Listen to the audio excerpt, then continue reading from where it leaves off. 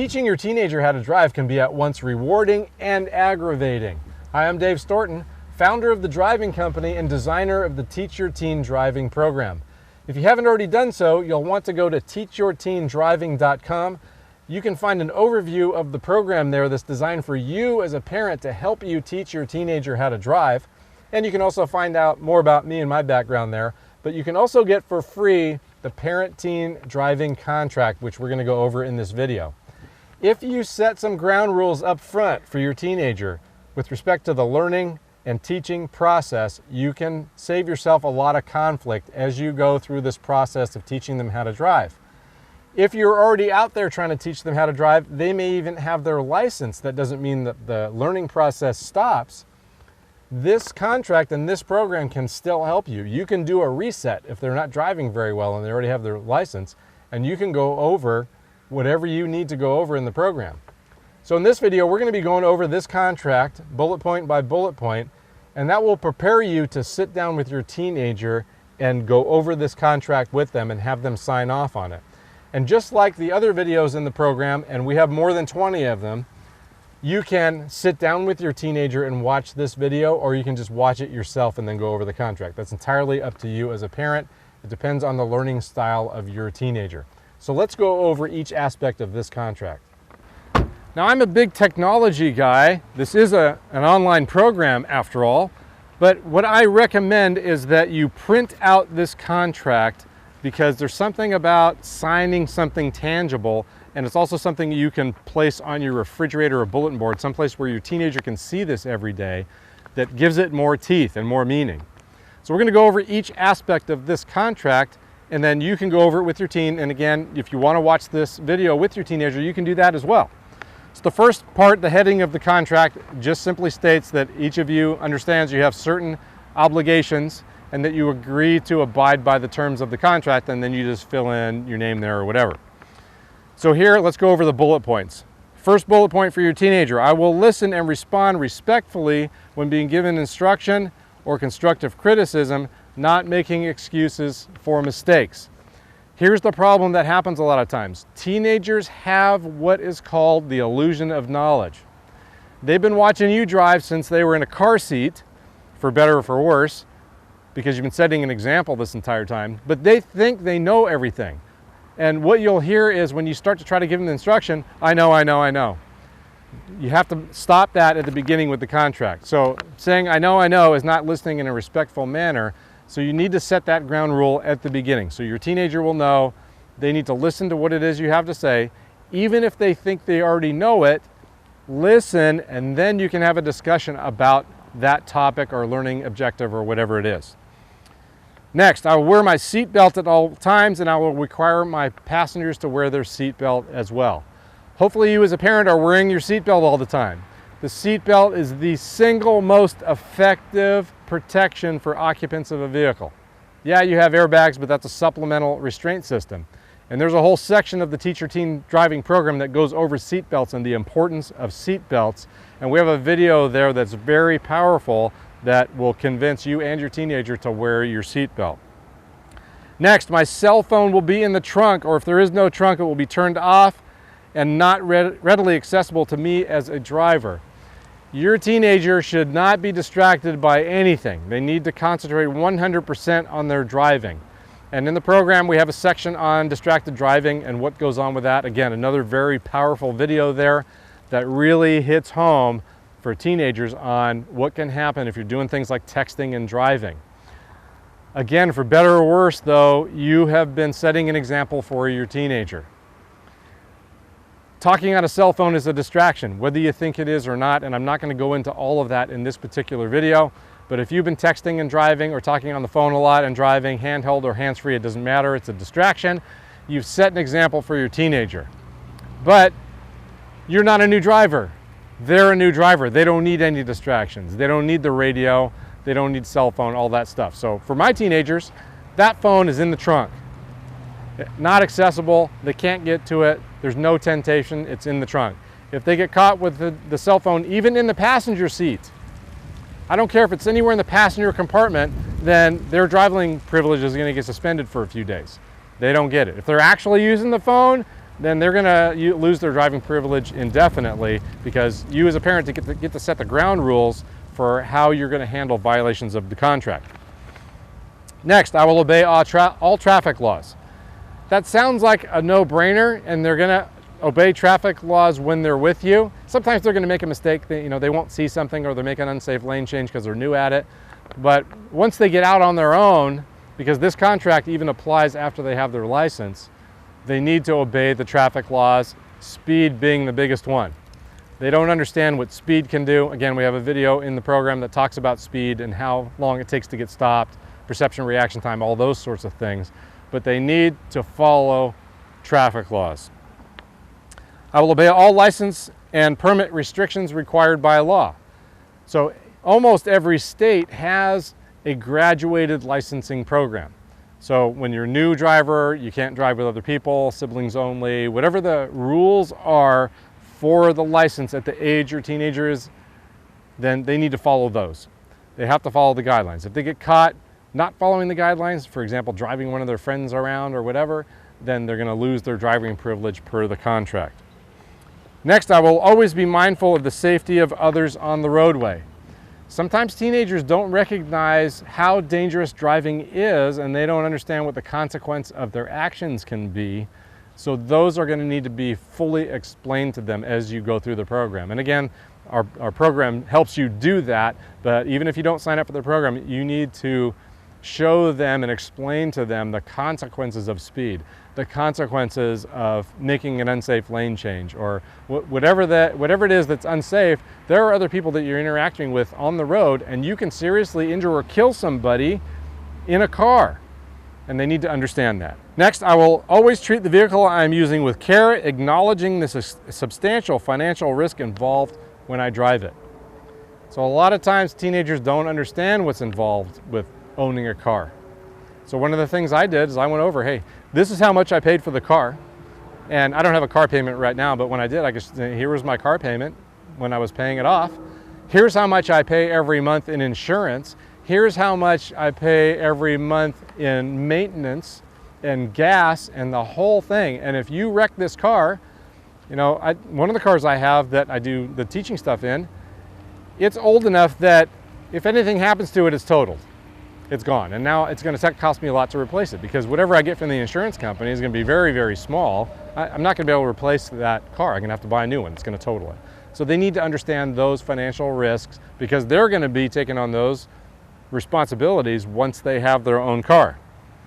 Next, I will never ride in another vehicle if it violates the license restrictions of that driver. Just like their restrictions, if they know their friend is learning to drive and they have a permit or whatever, or they're in the graduated license program and they're not allowed to drive friends around yet, then they shouldn't be getting in the car with that person. I will not drink and drive. I will never ride in a vehicle where I suspect the driver has been drinking or using drugs. That's a conversation every parent needs to have with their teenager. You need to have that conversation up front, and they need to understand the seriousness of what can happen. Even if somebody doesn't seem like they're impaired, if they've been drinking, they're impaired. And they need to agree to that term and condition of this contract. Once I can drive alone, I will always inform my parents of my destination, providing my estimated time of arrival and return. Now, your teen may think that's unreasonable, but once I explain to my teens that's really for me and not you, because when they're a new driver, I remember the first time my son went out on his own in the car, you can't help but worry. I was sitting there worried, okay, what time are you coming back? I just want to know what time you're going to be back. So I'm not sitting here, gee, is he okay? Because it's the first time he's out by himself. I care about him. He's my teenager. I want to know he's safe. And I can do that by knowing what time to expect him when he's back. And once I explained it to them in those terms, that they were fine giving me their estimated time of arrival and return.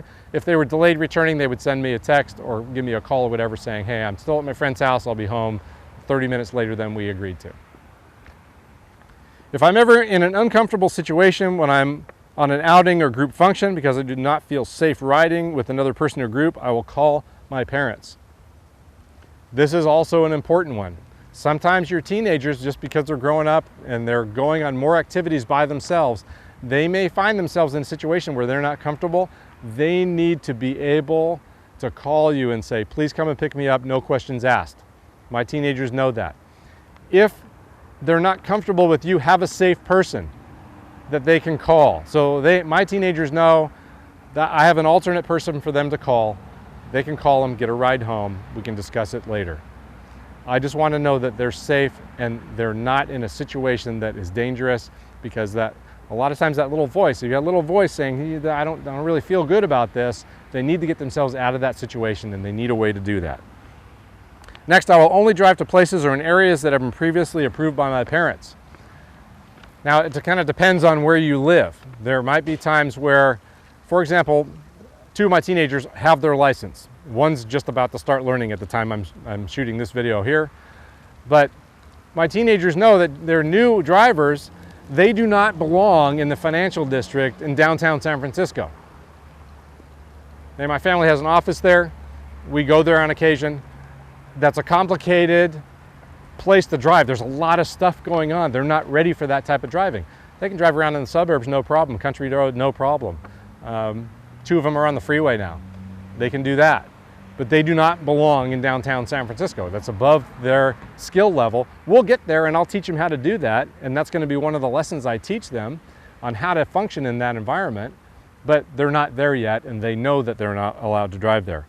I will pay full attention to the task of driving, no cell phone, eating, drinking, smoking, or engaging in any task that could distract me while operating the vehicle. Your teenagers are going to want to fool around with their music, put CDs in, maybe I'm dating myself there, put their 8-track on, be trying to plug in their iPod or whatever it is. That they need no distractions when they're new. They need to just concentrate on driving, and that's it. And they need to agree to that. Knowing that driving is a social experience, I will be respectful of other drivers. Driving is a social experience, and there are some unwritten rules that go along with driving. Not everything is in the vehicle code. Not everything's on a sign that says you have to do this and that. There are social aspects of driving, letting people in on lane changes. If you accidentally cut someone off, wave to them, hey, I'm sorry. And that's going to happen. You know, that's happened with my teens already when I was teaching them. We would cut somebody off, hey, I'm sorry, and you know, we dealt with it. But they need to know the social aspects of driving. That whole road rage thing. Somebody may do something to them that's rude, but you never know what's going on with the other person. You never know. And we have lessons in the program that talk about the social aspects of driving. Lastly, I will immediately inform my parents if I'm ever stopped by the police for any reason, even if I don't receive a ticket. Now in my town, the police, they may do something like they stop your teenager because they had some minor violation. They decide, hey, I'm not giving a ticket, but they're going to give the parents a call. Say, hey, I just wanted you to know I stopped your teenager. I want to hear it from my teen before I hear it from the police. I want to hear from my teen that something occurred on the road instead of from my neighbor. Hey, I saw your teen doing this and that. If they made a mistake, they need to own up to it. If they got stopped, they need to just let me know and we can deal with it and talk about why they got stopped from there and make it a learning experience. Now, one of the things different about this contract than some of the others you'll find online is that there is a section for you as a parent to sign. If you are agreeing to certain things on this contract and you also sign it, you are much more likely to get buy-in from your teen than if you just had them sign it only. So you're going to agree to some things as well, and you're going to sign it, you're going to get more buy-in. And don't worry, it can be easy to follow. Well, maybe not so easy on sometimes when you get aggravated with them. First, I acknowledge that many things I take for granted when I drive are new to my teenager. So I'll be patient, giving instruction and constructive criticism in a respectful manner. This can be hard when you're a parent. It seems like a few months ago they were in a car seat and now they're driving. And I got used to, over the years, you just tell your kids what to do, and maybe they do or don't do it, but there are certain things that you do as a parent, hey, do this, do that. Well, now you're a teacher and they're approaching adulthood if they're not 18 already and have their license. You need to interact with them more as an adult and a guide and a mentor than, hey, you need to do this and you need to do that. So give constructive criticism and don't just get upset with them. Next, I will look for opportunities to let my teen drive in order for them to learn. That's going to require that sometimes you leave a few minutes early, 15, 20 minutes early to wherever it is you're going, because that learning process may slow you down a bit. They're not going to be in as much of a hurry. Okay? Sometimes we get in this mindset of, okay, I just want to get there, and I'll do it next time. I'll let them drive next time, but I just want to get there. And that starts to happen every time, and now they're missing out on opportunities to learn, and you're missing out on opportunities to teach them.